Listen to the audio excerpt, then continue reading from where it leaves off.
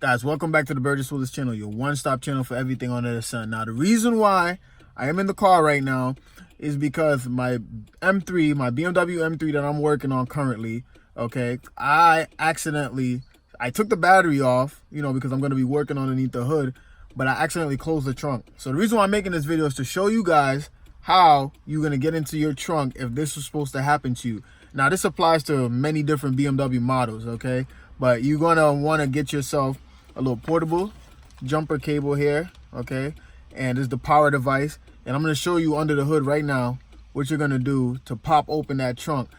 There is other ways of doing it that's much harder. This is the easiest way. Just get you one of these things. The one I'm using right now is the genuine, okay, boost. So the Genius boost. I was trying to read it off the camera. All right, so let me show you. So here we are to the M3, okay? Only problem is I can't open the trunk.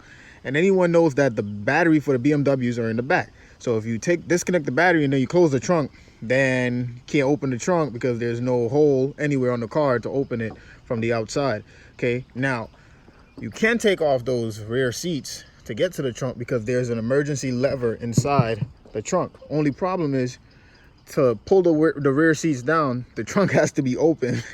So you can't pull the rear seats down because the trunk is closed and there's no batteries not connected, there's no power. So what you do, you walk over to the door. This is the driver door. Get your key fob. There's a button behind here that you click right there. See that little button? And when you click that, the key is gonna pop out. Okay, key pops out. You go down here. Now, I locked this before, so, most of the times this will be open already if you're working on your car. Pop that up. Then, what we're going to do, have some tools sitting in here. Don't mind that. We're going to pop the hood. 1, 2. Hood pops up. Let's go to the front of the car, and let's see what's going on. So, we're going to pull it up. Okay. Now that we're under here, see, I'm actually in process of replacing my valve cover gasket. It started to rain, so I had to stop. But if we look over here, okay, see that there's a connection right there, right? You see that positive? That means plus. So now we're just gonna go grab our little handy dandy, jump start device. Okay, so now that we have our handy dandy, okay, jumping device, what we're gonna do is connect it to the car, okay? Because usually what we can do is just get our key fob, okay, and then we could just press and hold this button. And then by now the trunk would open. Fortunately, the battery's not hooked up, so we can't do that. Usually we could press this, you will hear the sound, and all that. Press this, and then the alarm will go off. That can't happen, the battery's disconnected. So what we're gonna do is hook up this negative, okay? I'm gonna hook it up just to this bolt. We just wanna get a clean connection to the chassis, okay? And then I'm gonna hook this bad boy up right there.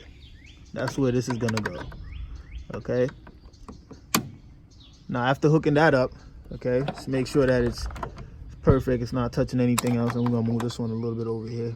Okay, so want to make sure that's not touching nowhere else, just that metal piece right there, that connector. I'm gonna turn this bad boy on. Okay, it's not fully charged.